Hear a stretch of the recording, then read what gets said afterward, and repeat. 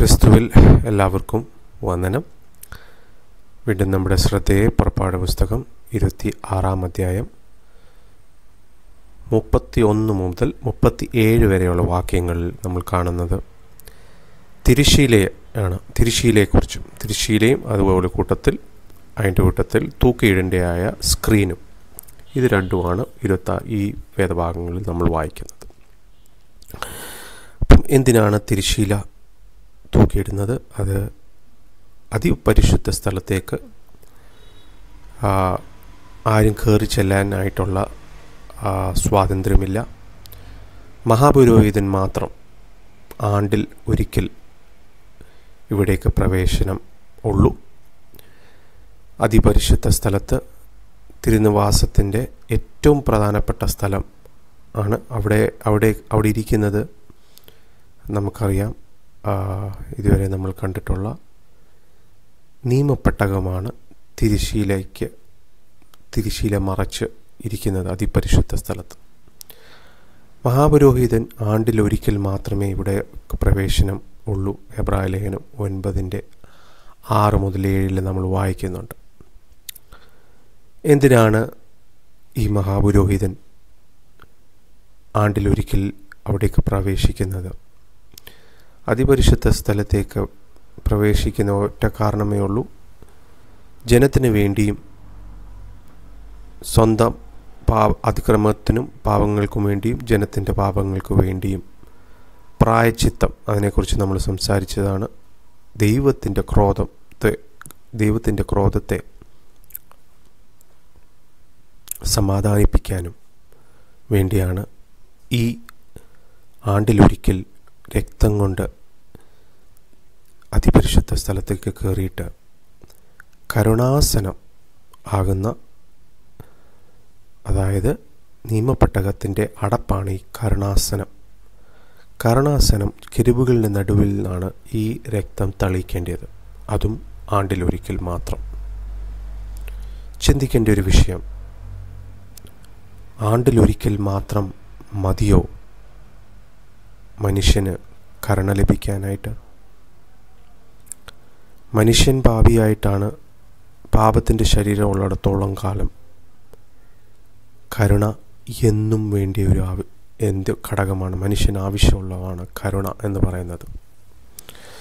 പക്ഷെങ്കിൽ പഴയ നിയമത്തിലെ സ്വാതന്ത്ര്യം എന്ന് പറയുന്നത് മഹാപുരോഹിതന് ഒരിക്കൽ മാത്രമേ ഇതിനകത്തോട്ട് കയറാനും രക്തം കൊണ്ട് കയറി മനുഷ്യൻ്റെ, അതായത് ഇസ്രായേൽ ജനത്തിൻ്റെ സ്വന്തം പാപത്തിനു വേണ്ടിയും ഇസ്രായേൽ ജനത്തിൻ്റെ പാപത്തിനു വേണ്ടിയും ആണ്ടിലൊരിക്കൽ മാത്രമേ കയറാൻ അനുവാദമുള്ളൂ. ചിന്തിച്ചു കഴിഞ്ഞാൽ ഇത് മതിയോ മനുഷ്യന്? ഒരിക്കലുമല്ല. കരുണയെന്ന് പറയുന്നത് എന്നും ആവശ്യമുള്ളതാണ്. കാരണം മനുഷ്യൻ ഇച്ഛിക്കുന്നതല്ല ചെയ്യുന്നത്, ഇച്ഛിക്കാത്തതാണ് ചെയ്യുന്നതെന്ന് റോമാലേഖനം 7-ാം അധ്യായത്തിൽ നമ്മൾ വായിക്കുന്നതാണ്. അതാണ് മനുഷ്യൻ്റെ അവസ്ഥ. പാപത്തിൻ്റെ ശരീരമുള്ളിടത്തോളം കാലം കരുണ ലഭിക്കേണ്ടത്, കരുണ ആവശ്യമുള്ളത് എന്നുമാണ്. പക്ഷെങ്കിൽ പഴയ നിയമത്തിൽ ഈ തിരശ്ശീല തൂക്കി ഇടാൻ പറയുന്നത് അതിനൊരു കാലാവധിയുണ്ട്. ആ കാലാവധിയാണ് മത്തായി സുവിശേഷത്തിൽ 27-ാം അധ്യായം 51-ാം വാക്യത്തിൽ ആ കാലാവധി തീരുകയാണ്. അപ്പോൾ ഈ ഒരു കാലാവധി വരെ, ഒരു ടൈം പീരീഡിന് വേണ്ടി ഈ തിരശ്ശീല തൂക്കിയിടുകയാണ്. അതാണ് പരിശുദ്ധാത്മാവ്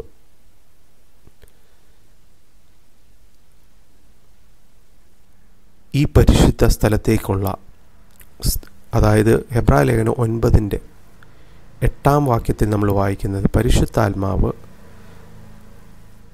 വഴി ഡിസ്ക്ലോസ് ചെയ്തിട്ടില്ല, അല്ലെങ്കിൽ തുറന്നു തന്നിട്ടില്ല. എന്തുകൊണ്ടാണ്?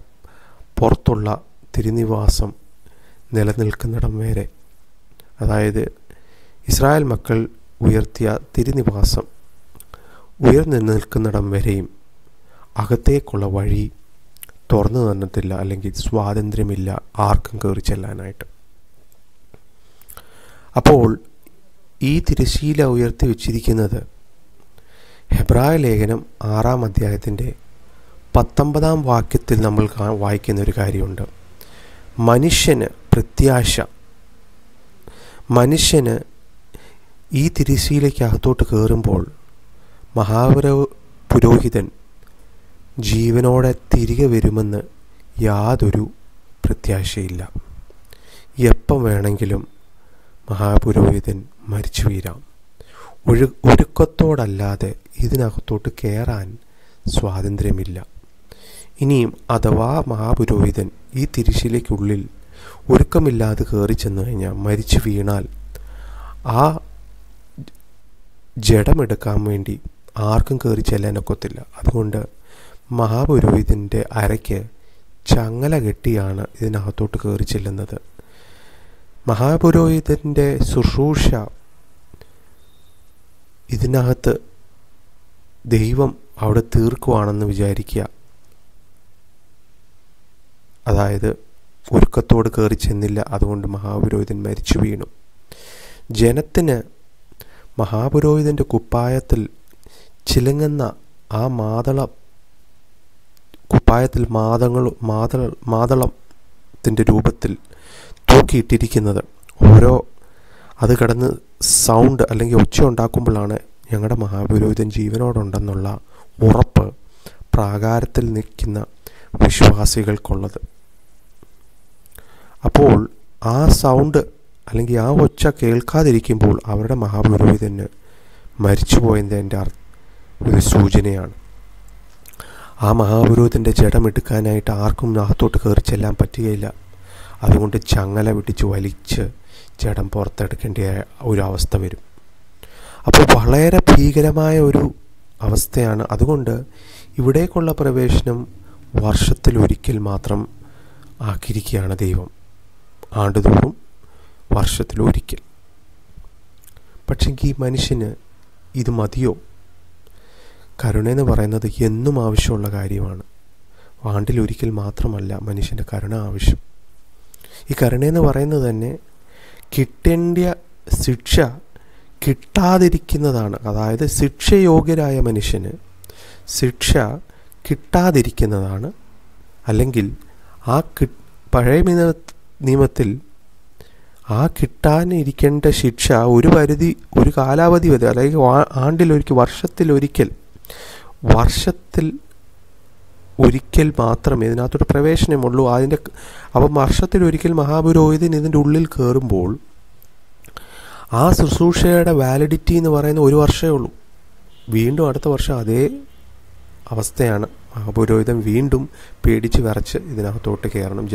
സ്വന്തം അതിക്രമങ്ങൾക്കും വേണ്ടി, തെറ്റുകൾക്ക് വേണ്ടിയും, ജനത്തിൻ്റെ തെറ്റുകൾക്ക് വേണ്ടിയും.